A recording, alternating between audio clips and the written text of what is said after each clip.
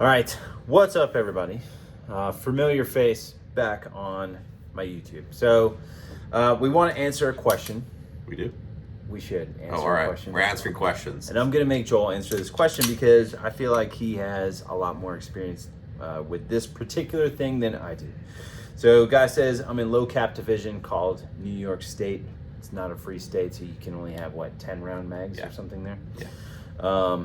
Unfortunately, stage planning means working a plan around reload so you don't hit slide lock. So I kind of wanted to talk about, number one, how you would train reloads and how you would try to conceptualize a stage plan that might have, I don't know, how many reloads?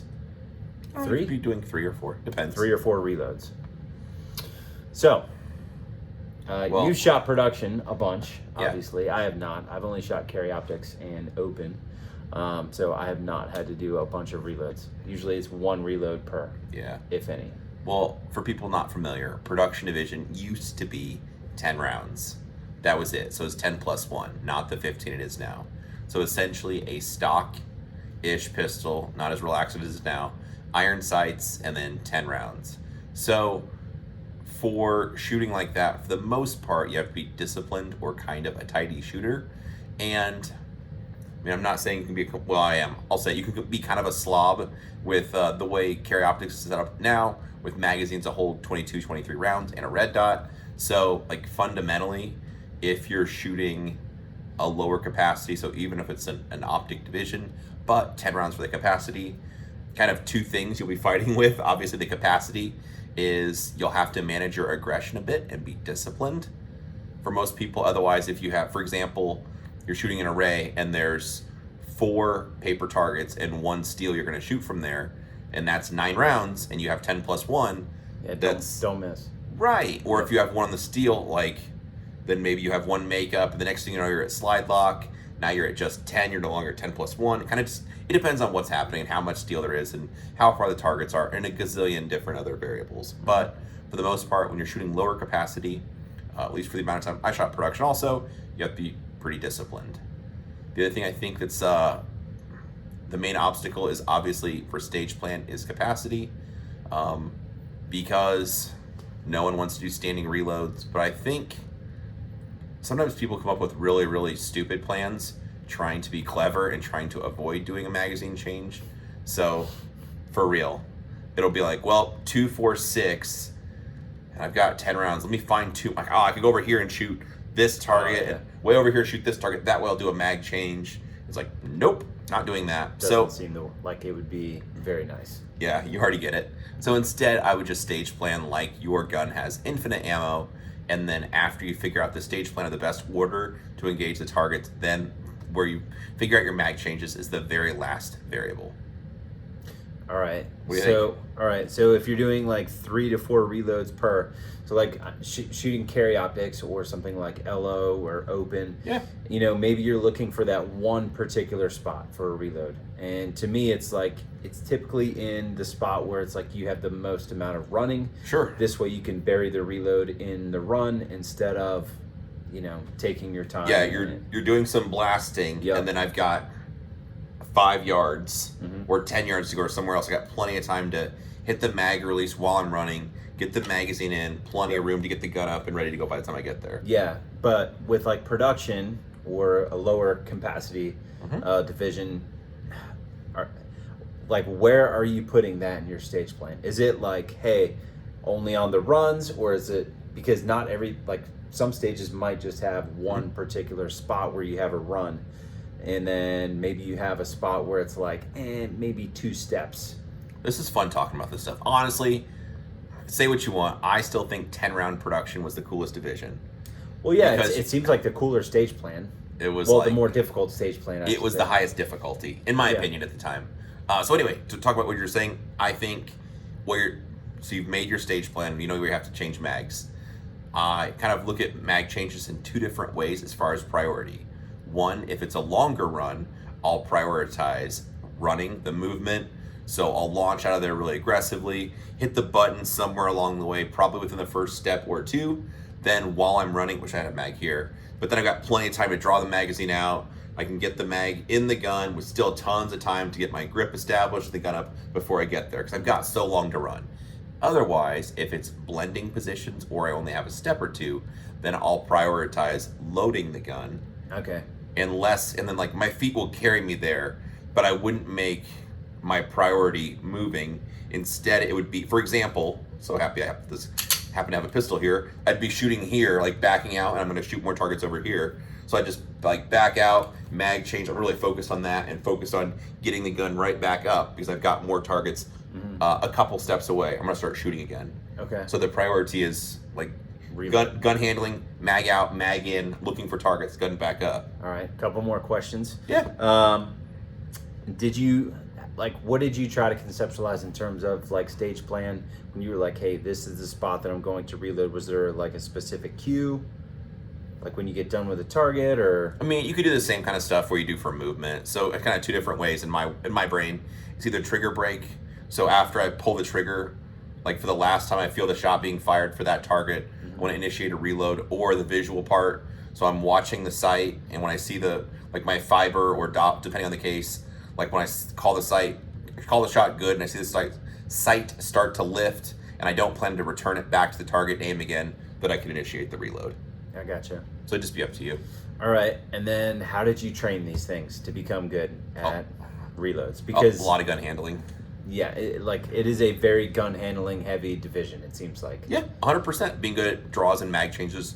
The draw, mag, you do it once, whatever. But yeah, gun handling is important for low cap because if you're trying to blend. So for example, you whack a couple targets, mag out, mag in, you step in, you're shooting more targets. If you're still fumbling around with the reload, someone else is going to be shooting. Yep. So you want to work on the drills static and while moving both. And you also want to work on probably at least the first 3 mag pouches back. So the way I would do that is just like any other dry fire drill. You could start with the gun mounted on the target and like on the beep, you initiate a mag change, or you could be doing a simulated whatever, like a target transition drill. So it'd be a couple different targets, and then you just decide to do mag change and do like the same kind of order. And then you could also do a mini stage where maybe shoot some targets here, there, whatever, and then just kind of keep working back your belt. Or you could do the thing where you just focus on mag changes, so it's like sight picture, mag change, sight picture, mag change, sight picture, mag change, sight picture. You just kind of keep going through your mags. Working through the entire belt. Yeah, because you don't just slap down and get the front one. You have to actually get to the second or the third. Or like for production, I always just ran 6 mags on my belt. So my 6th one would be my make ready mag. And then I just pull that one out, and I've got 5 mags still on my belt. And then the way the rules were set up, you could shoot high cap magazines you could use. I would just load the first magazine to 11, so you don't have to top off or anything. Yep. So I like that.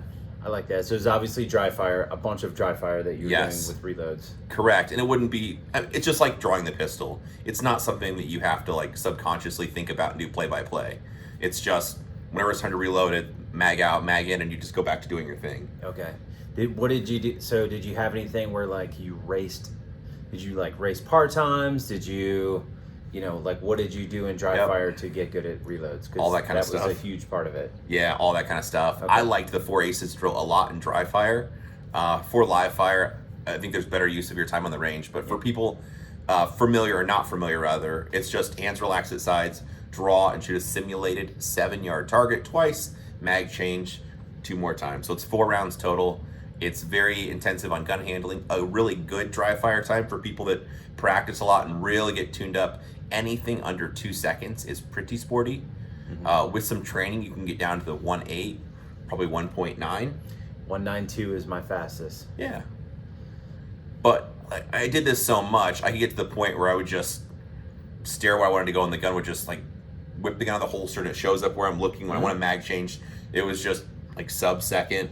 But obviously that's a lot of practice. And really, for high cap carry optics, people don't need that level of gun handling, or at least for the mag. The draw is always important. Yep. But mag changes, as long as you're at 1.2, 1.3 seconds, you're going to have a long run. So as long as you can make sure the magazine's seated in a way that you don't have to do the tap the magazine thing over and over again or something goofy, you're fine.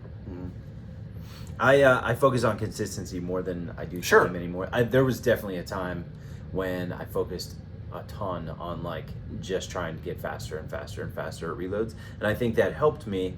But now anymore, it's just like I just want to stick the reload consistently in a respectable time, and I think that respectable time is probably, I don't know, somewhere between 1 and 1.2 seconds. Yeah, I agree. But, so low cap kind of adds its own level of it's cool complexity. I think it's kind of fun if you're in a state where the magazine capacity is limited. It's probably lightweight annoying. There's probably not as much charm to it. But yeah, so you're kind of trying to manage being tidy but still being aggressive, especially if it's a red dot, because obviously everyone else is going to be fast, but it's just not much of a margin for error because you're going to be reloading the gun a bunch. Well, Yeah. the other part is if you, it's worth mentioning, if you're shooting somewhere and you have some oopsies and you end up going to slide lock and you need to reload the gun, then you want to get back on your plan and reload again afterwards where you had originally planned to. So that's the other reason for having extra magazines. I see what you're saying. Because if not, people will kind of try to do math on the fly. Raggy. Right, and then figure out, it's like, well, I plan to shoot 8 targets and 1 steal, then do a mag change. They shoot the 8 targets, they have a makeup on the paper, a couple steals, slide lock, load, 1 extra on the paper, and then it's like, well, I've still got 8 or 9 in the gun, I should be good. It's like, nope, if you plan to reload, just do another magazine change now, because then you're back on the plan that you were on previously, as opposed to trying to think on the fly. Yeah, I would not be good at thinking on the fly with that type of thing. It doesn't work well, because then people end up just going to slide lock over and over again. And that was also why I felt it was important to have extra magazines, more than I would need. So normally 6 on me, 1 in the gun and 5 on my belt, because if you have a little extra oopsies, you need to throw an extra mag change in, or doing that many mag changes, sometimes you'd fumble one. Yep. And if you happen to drop it, you just abandon ship on that magazine, grab another one off your belt and keep going. So interesting. Like I said, I'm excited even talking about this stuff. I think it was super fun and very challenging because you had to be very disciplined and very accountable. So production, especially 10-round production, I felt was very, very difficult. Yeah, it's not like you could go, hey, if I miss that steal, there's 3 more rounds behind it. Yeah.